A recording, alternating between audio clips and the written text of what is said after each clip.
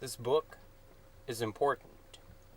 Not only is it a tome, a an almost scholarly work on the topic of tyranny, but this illustrated version just makes it so accessible, which is so important for this vital topic. It's extremely prescient and pressing and current.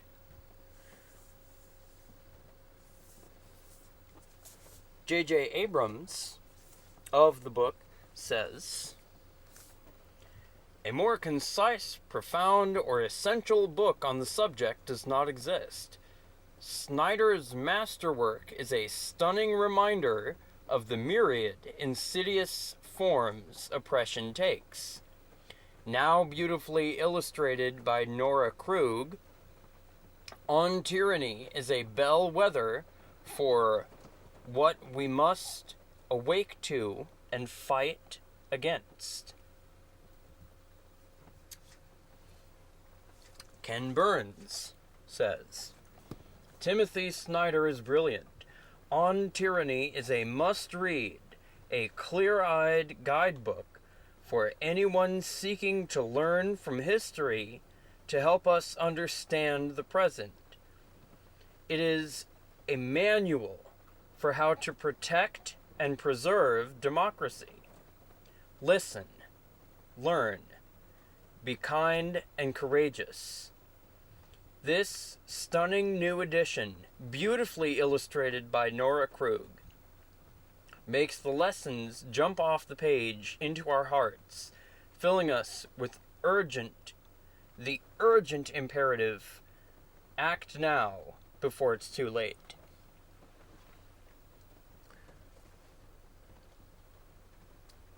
Artist and activist Shepard Fairey says, "We are often told to visualize things that are crucial to commit to memory.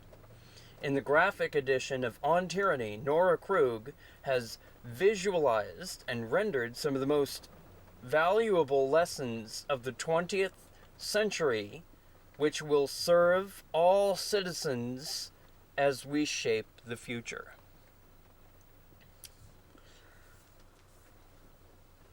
Graphic novelist of March and Save It for Later, two different books,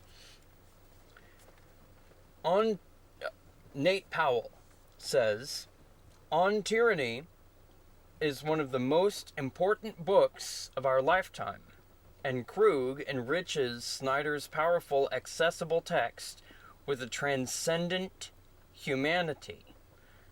This book should be read and experienced by everyone, its lessons carved into our hearts."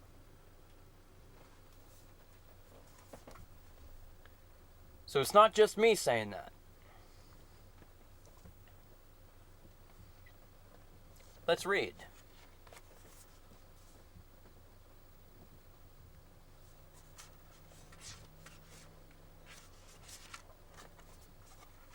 This opening page here has a quote by, what's that name? Leszek Kolakowski. "In politics, being deceived is no excuse."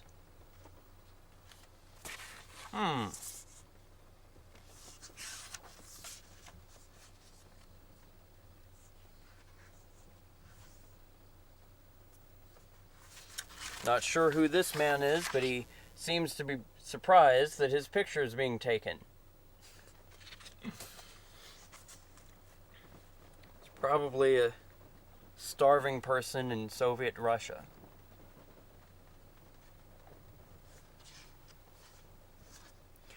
So, this is the table of contents. You may or may not notice the flowers here fresh flour, slightly older and older and older, until we get all the way to this one here that is actually crumbling.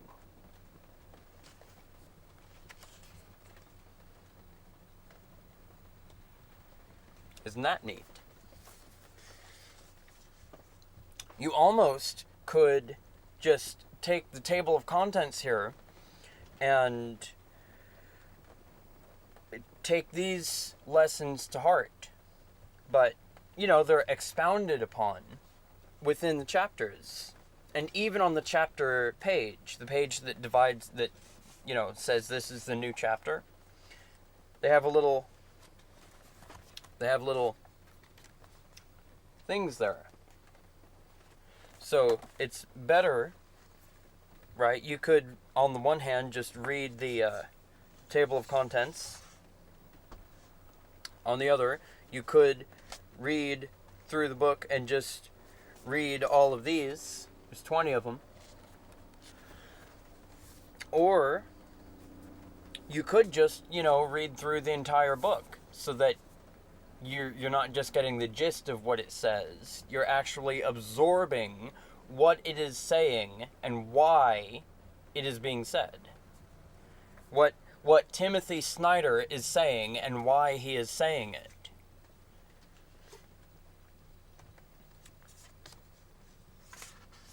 But I thought that the crumbling, the aging, crumbling flower of democracy here is pretty poignant and fascinating. Right? Even from the table of contents, the illustrations are adding to the context of the book itself.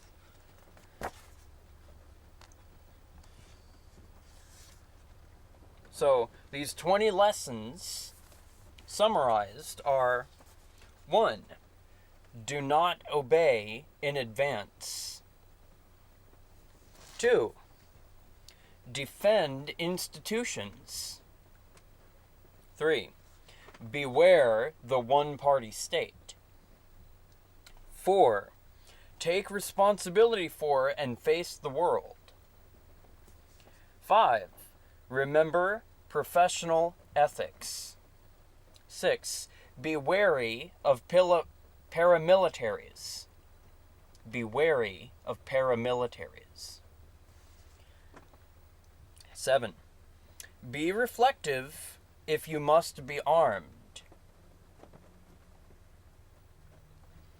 8. Stand out. 9. Be kind to our language. 11. Investigate. 12. Make eye contact and small talk. 13. Practice corporeal politics. 14. Establish a private life. 15. Contribute to good causes. 16. Learn from peers in other communities. Learn from peers in other countries. 17. Listen for dangerous words. 18. Be calm when the unthinkable arrives. 19. Be a patriot. 20. Be as courageous as you can. I think I'm going to read the preface. Actually, prologue.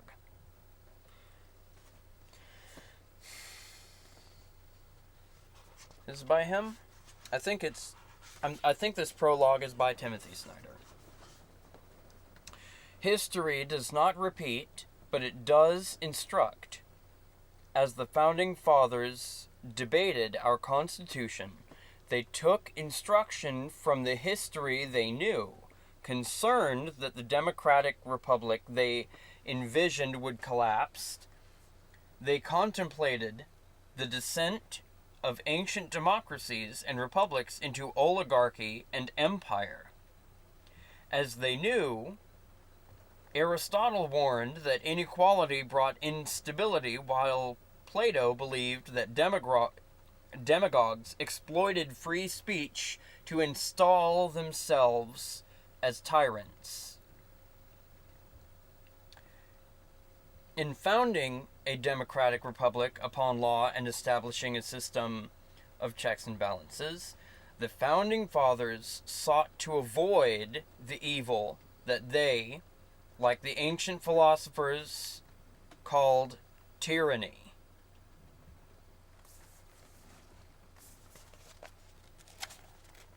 I didn't show you it yet, but this is the preface. So it's largely just text. Is this supposed to be George Washington? Somebody. One of those white male founders, of course.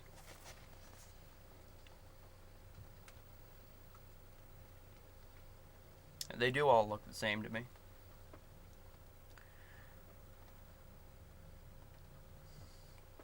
Founding fathers sought to avoid the evil that they, like the ancient philosophers, called tyranny. They had in mind the usurpation of power by a single individual or group, or the circumvention of law by rulers for their own benefit. Much of the succeeding political debate in the United States has concerned the problem of tyranny within American society, over slaves and women, for example.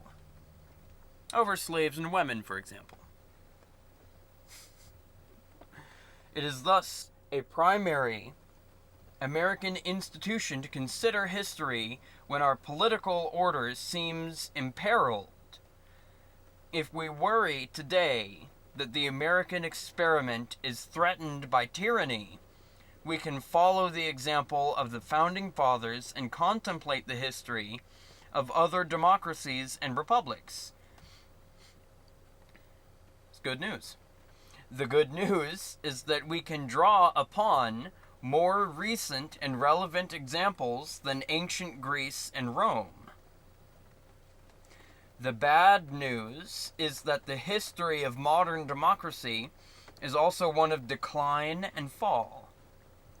Since the American colonies declared their independence from British monarchy that the founders deemed tyrannical, European history has seen three major democratic moments. After the First World War in 1918, after the Second World War in 1945, and after the end of communism in 1989. Many of the democracies founded at these junctures failed, in circumstances that, in some important respects, resemble our own.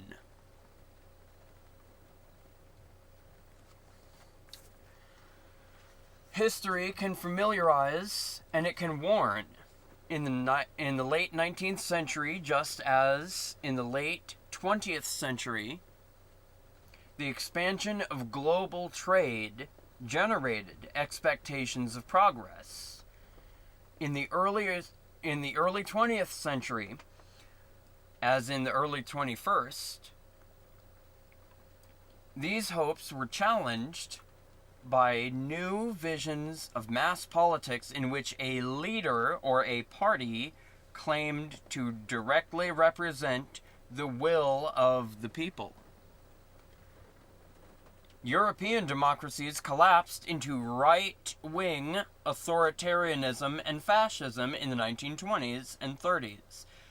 The Communist Soviet Union, established in 1922, extended its model into Europe in the 1940s. European history of the 20th century shows us that societies can break democracies can fall, ethics can collapse, and ordinary men can find themselves standing over death pits with guns in their hands. It would serve us well today to understand why. Both fascism and communism were responses to globalization, to the real and perceived inequalities it created, and to the apparent helplessness of democracies in addressing them. Fascists rejected reason in the name of will, denying objective truth in favor of a glorious myth articulated by leaders who claimed to give voice to the people. They put a face on globalization, arguing that its complex challenges were the result of a conspiracy against the nation. Fascists ruled for a decade or two, leaving behind an intact intellectual legacy that grows more relevant by the day. Communists ruled for longer, for nearly 7 decades in the Soviet Union, and the more than 4 decades in much of Eastern Europe. They proposed rule by a disciplinary party elite with a monopoly on reason that would guide society toward a certain future according to supposedly fixed laws of history. We might be tempted to think that our democratic heritage automatically protects us from such threats. This is a misguided reflex. In fact, the precedent set by the founders demands that we examine history to understand the deep sources of tyranny and to consider the proper responses to it. Americans today are no wiser than the Europeans who saw democracy yield to fascism, Nazism, or communism in the 20th century. Our one advantage is that we might learn from their experience. Now is a good time to do so. This book presents 20 lessons from the 20th century adapted to the circumstances of today. I'm not rich, but I'm going to buy up several copies of these, and there's a little library, one of those little tiny libraries that stands on a peg. It has a little door you open, and you put books in, and people come in, leave a book, take a book. I'm going to buy several of these and leave those there. I might leave one in the laundry room here at my trailer park. It's a really, really good, smart, honest book by a really smart scholar. And the illustrations are just amazing. I mean, I don't think I showed many of the illustrations. It's got pictures, colorized pictures. Here, what it says here. Do not obey in advance. Most of the power of authoritarianism is freely given. In times like these, individuals think ahead about what a more repressive government will want and then offer themselves without being asked. A citizen who adapts in this way is teaching power what it can do. Crucially, let me read this. In early 1938, Adolf Hitler, by then securely in power in Germany, was threatening to annex neighboring Austria. After the Austrian Chancellor conceded, it was the Austrians' anticipatory obedience that decided the fate of the Austrian Jews. The local Austrian Nazis captured Jews and forced them to scrub the streets to remove symbols of independent Austria. Crucially, people who were not Nazis looked on with interest and amusement, as you can see here, where they are doing just that. Look at these people being forced to scrub the streets, and look at these people who are amused. These are not all Nazis. Or this one. Check out this illustration here. Be wary of paramilitaries.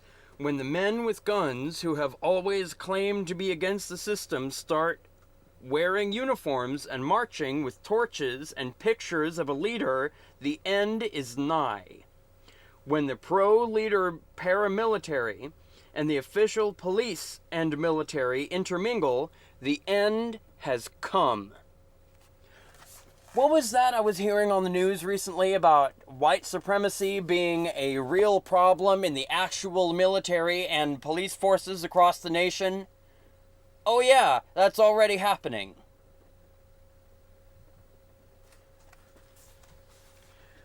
But look at this illustration. Right? You see the log cabin, and there's this person sitting in there wondering, oh look, here's these assholes coming out of the ground. They're being bred, they're being grown like trees. And then, over here, they have these steps of becoming death. Step 1, you're a soldier. Step 2, they fold you in from the sides. Step 3, they fold you in from the top. Step 4, they fold you in from the bottom. USA! USA! Step 5, you become a skull. Death. And I'm not trying to read the entire book, but... Oh, look, they even used the flower from the thing to symbolize death. The flower from the table of contents symbolizes death, how you become death, how you become a soldier of death. Because they're talking about paramilitaries, the intermingling of extremist ideology with actual military, actual police. After the paramilitary thing is be reflective if you must be armed. If you carry a weapon in public service, may God bless you and keep you. I don't believe in God, but okay. But know that evils of the past involved policemen and soldiers finding themselves one day doing irregular things. Be ready to say no.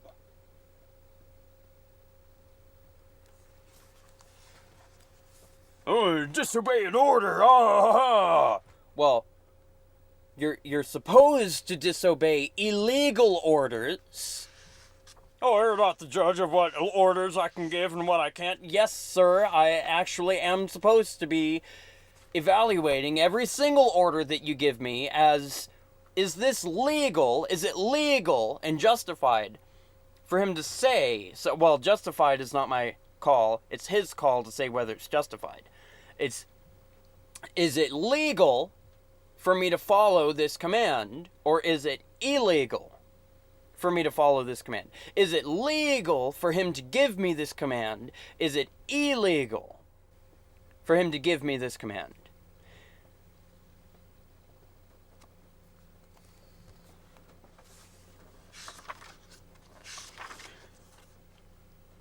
Stand out. Someone has to. It's easy to follow along. It can feel strange to do or say something different, but without that unease, there is no freedom. Remember Rosa Parks. The moment you set an example, the spell of the status quo is broken and others will follow. Look at what she did here. Look at what Nora Krug did here. Sheep. Sheep. Realizing maybe you're a sheep. Oh, look, let's take off the costume. Hey, I'm on the other side of a fence because I'm a shepherd now.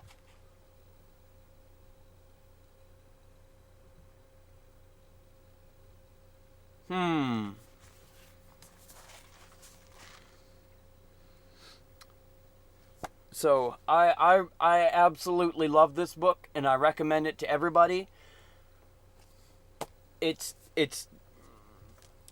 really a good book. Everybody needs to read it. You should be preaching this from the rooftops. You should be preaching this on the street and from the rooftops and everywhere. It's a great book.